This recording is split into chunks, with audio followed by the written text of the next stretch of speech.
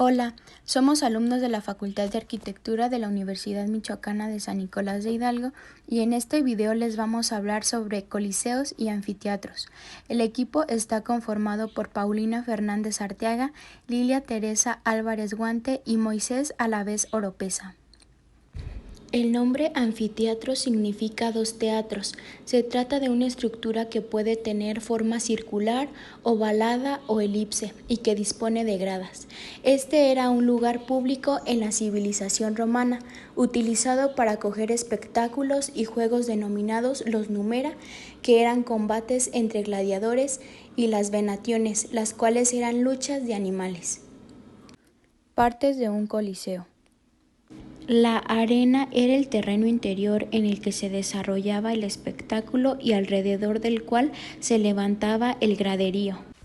Estos edificios se dividían en la cavea, que eran todas las gradas que conformaban todo el coliseo, las cuales estaban a unos metros de la arena para evitar accidentes. Estas se seccionaban horizontalmente teniendo la primera cavea o podium, también llamada ima, la cual era la sección baja del graderío, la más cercana a la arena y reservada a la clase alta.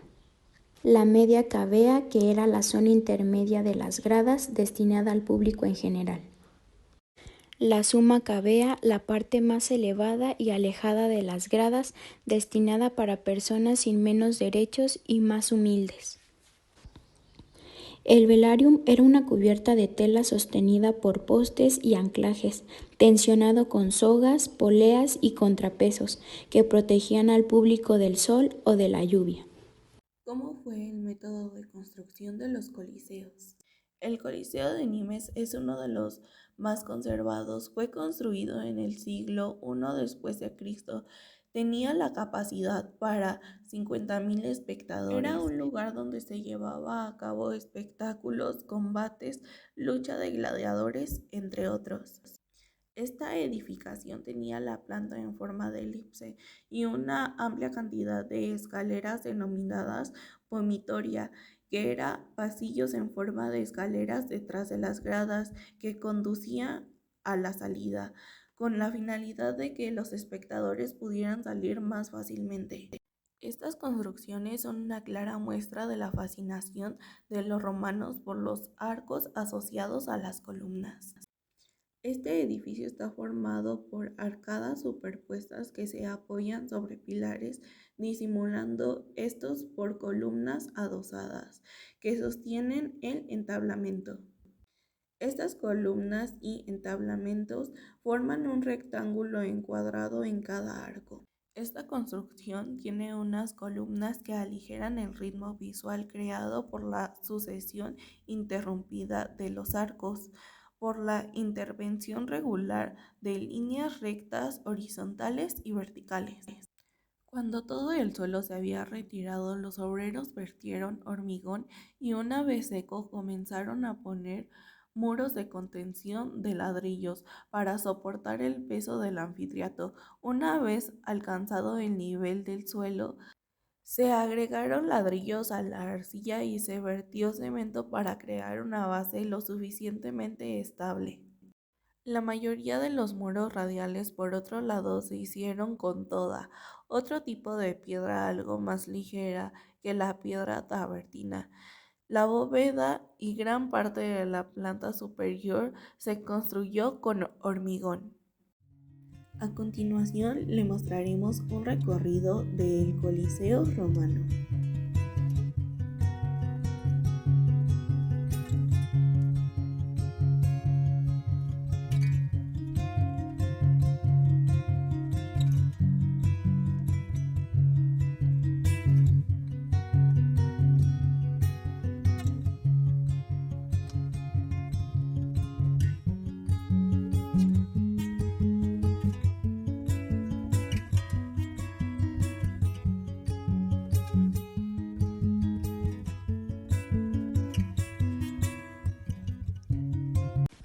El Coliseo de Nimes es uno de los más conservados. Fue construido en el siglo I y tenía la capacidad para 50.000 espectadores. Era un lugar donde se llevaban a cabo espectáculos, combates, luchas de gladiadores, entre otros. Esta edificación tenía planta en forma de elipse y una amplia cantidad de escaleras denominadas vomitoría, que eran pasillos formados por escaleras detrás de las gradas que conducían a salidas con la finalidad de que los espectadores pudieran salir más fácilmente. Este edificio está formado por arcadas superpuestas que se apoyan sobre pilares disimulados, estos por columnas adosadas que sostienen el entablamento. Estas columnas y entablamentos forman un rectángulo encuadrado a cada arco. En una construcción como esta, estas columnas aligeran el ritmo visual creado por la sucesión interrumpida de arcos y por la intervención regular de líneas rectas, horizontales y verticales. El estilo de las columnas que está presente en los pisos, aplicándose el más pesado en la parte baja y el más ligero en la parte alta, de arriba a abajo y por pisos, corresponde a las tres órdenes, las cuales son el toscano, el jónico y el corintio. Cada entablamento está coronado por un estilobato que forma la base del arco superior, creando así un lazo de unión entre pisos. El anfiteatro de Pompeya. Es el más antiguo anfiteatro que se conoce y, como su nombre lo indica, se encuentra en la antigua ciudad romana de Pompeya. Pompeya fue una ciudad romana ubicada en la Campania, a orillas del Golfo de Nápoles, la cual es principalmente conocida por la erupción del volcán Vesubio en el año 79. El teatro es una estructura elíptica, construida de piedra y mide 136 por 104 metros. La estructura está situada en una depresión natural y se apoya de un lado por un terraplén. La cavea se dividió en tres partes para reflejar el número de clases sociales, ubicando a la élite más cerca de la acción. El mismo aún está bien conservado, aunque gran parte del nivel superior se encuentra cubierto de hierba, y alguna vez tuvo capacidad para hasta 20.000 personas, la cual era casi toda la población de la región. A diferencia de los anfiteatros posteriores, no tiene túneles subterráneos, en cambio cuenta con dos vías de acceso, que aún se pueden ver a ambos lados de la arena circular y daba acceso a los gladiadores, y en ocasiones también daba acceso a animales. Hasta el siglo XVIII que Pompeya fue redescubierta y excavada. La arena fue abierta al público entre el siglo XIX y se ha utilizado actualmente para conciertos de acogida, entre los cuales se encuentran el de Pink Floyd y el de Frank Sinatra. La ciudad romana de Utina se encontraba ubicada en Oudan, situada al norte de Túnez, en el continente africano, a unos 50 kilómetros de Cartago. El principal atractivo de esta población es el yacimiento arqueológico de la ciudad romana de Utina, que en las últimas décadas está siendo objeto de un destacado proyecto de excavación.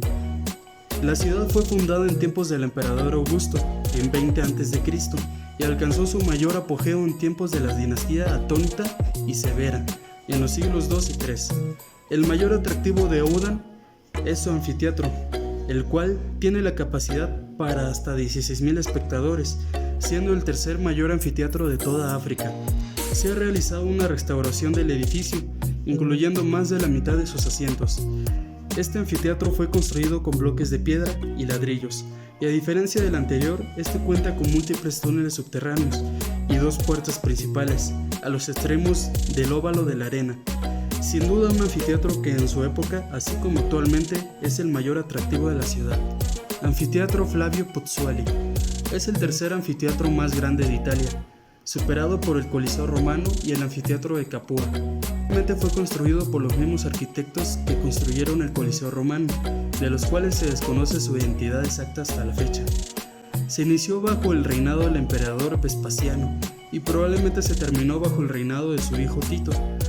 La estructura elíptica mide 147 por 117 metros y el piso de la arena mide 72.22 por 42.33 metros. La arena puede albergar hasta 50.000 espectadores, siendo casi el más grande. El interior está casi intacto y aún se pueden observar partes de engranajes que eran utilizadas para levantar las jaulas de la arena. Las excavaciones del sitio se realizaron entre los años de 1839 a 1845, de 1880 a 1882 y finalmente se finalizaron en 1947.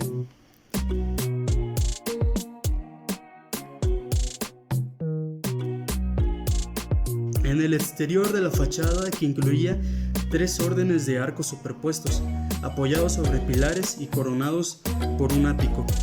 El interior, al cual se accede a través de las 2 entradas principales o las 12 secundarias. Cuenta con 2 pozos de 72.22 y 42.33 metros, con unos 7 metros de profundidad. Los engranajes sacaban las bestias hasta la superficie y probablemente otros elementos de paisaje y de espectáculo. Ubicados en todos los rincones de lo que alguna vez fue el Imperio Romano, se han encontrado más de 230 anfiteatros, siendo los más relevantes los anteriores mencionados. Sin embargo, hay otros que merecen ser mostrados por su magnífica belleza y fama, como la impresionante Arena Romana en Arles, al sur de Francia, construida en el siglo I a.C. con una capacidad de hasta 20.000 espectadores, que se repartían en 3 niveles. O la Elliptis Magna, arena situada en la actual Libia, fue construida en el año 56 durante el reinado del emperador Nerón y tenía una capacidad de hasta 15.000 personas, con una longitud total de 121 metros en su lado mayor y 111 en su lado menor. Otro muy importante es el anfiteatro de Nimes, también construido en el siglo I después de Cristo, para sentar hasta 24.000 personas. Fue uno de los mayores anfiteatros de la Galia, la actual Francia.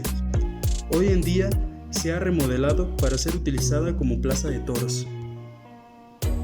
También hay otros anfiteatros, como la Arena Pula, de Croacia, con una capacidad de hasta 26.000 espectadores, siendo el 6º más grande del mundo.